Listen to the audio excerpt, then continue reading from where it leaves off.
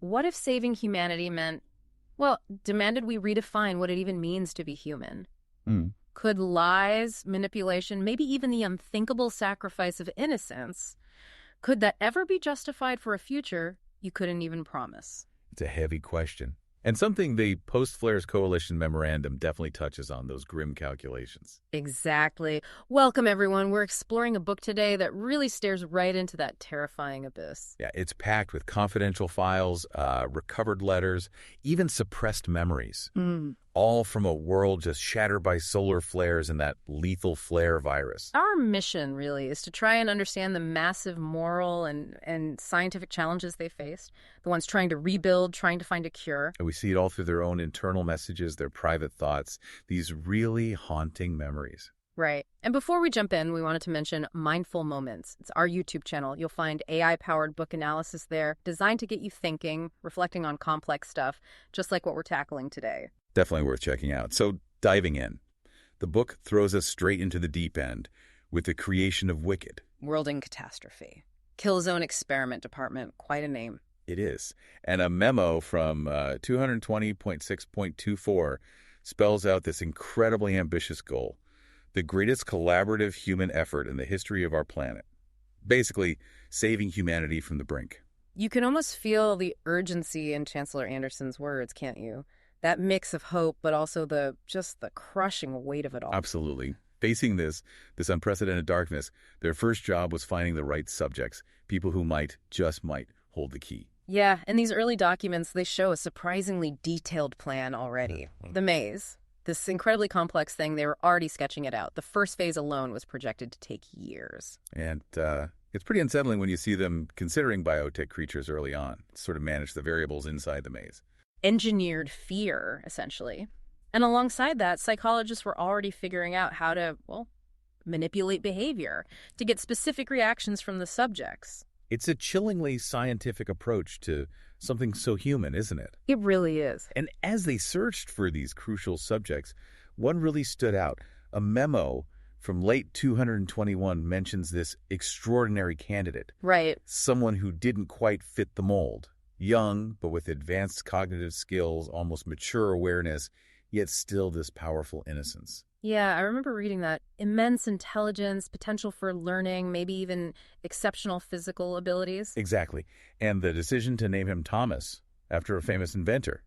Well, that really shows how much hope they pinned on this one child. But all that hope came with this growing isolation for these kids, didn't it? It seems so. There's a transcript, an early meeting between Thomas and another subject, Teresa. It gives you a really poignant look at their first experiences. Just kids trying to figure out why they're confined, right? Yeah. Their days are all the same, just learning. Yeah. And they pick up on these little clues, hints that they're considered, smart, different. The flare gets mentioned. Parents, too. Things Thomas just shuts down on. Yeah, he avoids it. What really struck me, though, was them both having these intense headaches, like a physical sign of something deeper happening. A shared physical symptom. But even in that weird, sterile place, they start to form a connection, a friendship. That bond becomes really important later, right? Absolutely, a key thread through the whole book. But that friendship, it gets a darker shade when you look at the tech they were using. Ah, yes. The implants. By 224.9.6, Chancellor Anderson's reporting success. Implanting brain devices, swipe triggers, manipulators, even telepathy tools. And they note the low death rate during surgery, almost like it's just an operational detail. Efficient. It's stark. And these devices, we find out, could trigger specific emotions, specific memories. Wicked could basically orchestrate their reactions for study. Then, a few years later, there's that memo about telepathy progressing. Yes, that's particularly revealing. The fact that this forced mental communication between the elites worked so well was seen as a huge step forward, unexpectedly effective even. But it's built on a massive lie, isn't it? Completely. This powerful connection tool is based on total deception. They tell the candidates telepathy is to help build the maze, to collaborate. But the memo is crystal clear. Its real purpose: data collection. They needed their authentic, unaware reactions to the variables they were planning. Right. Keeping them in the dark, manipulating their minds.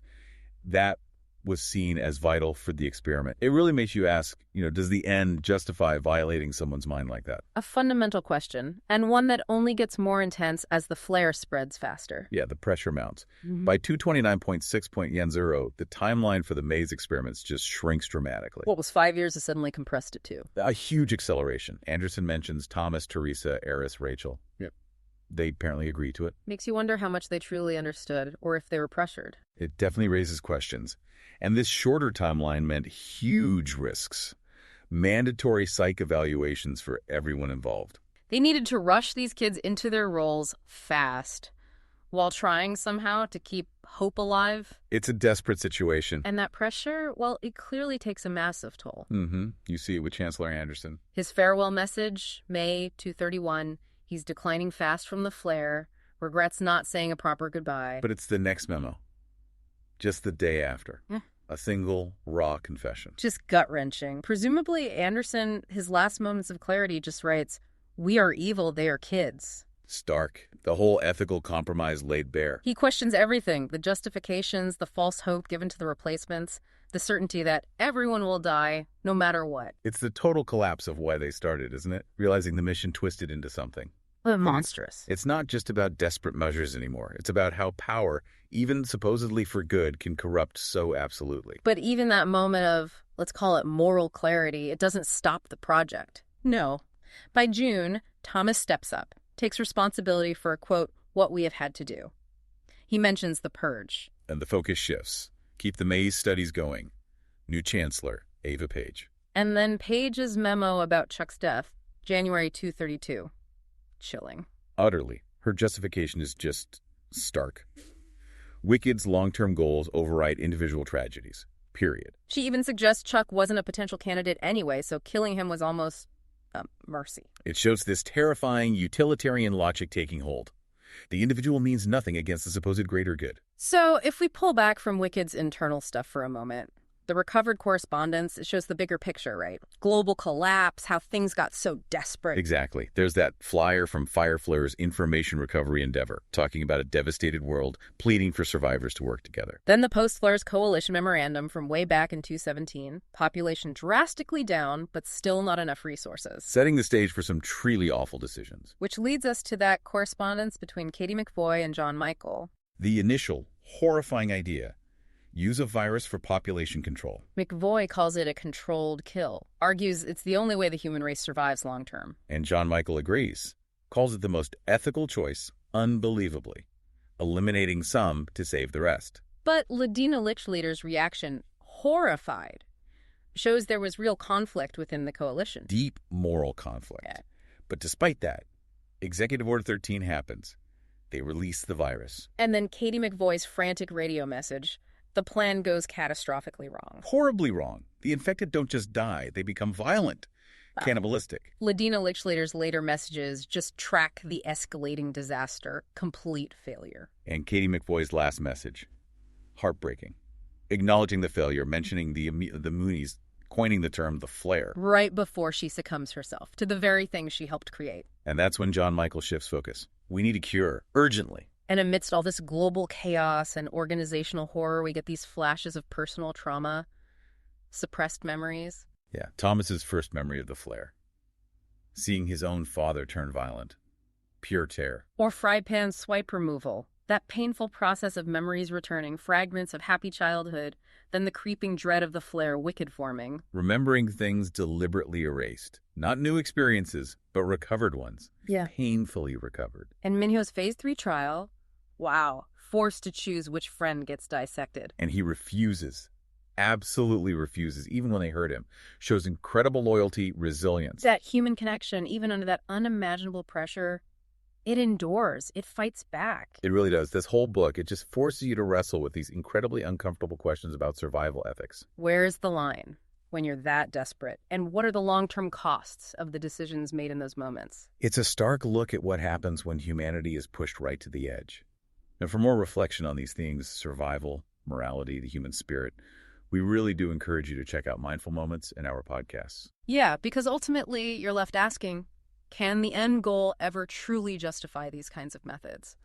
especially when they involve such deep deception, such sacrifice. It's a question that stays with you. It really does.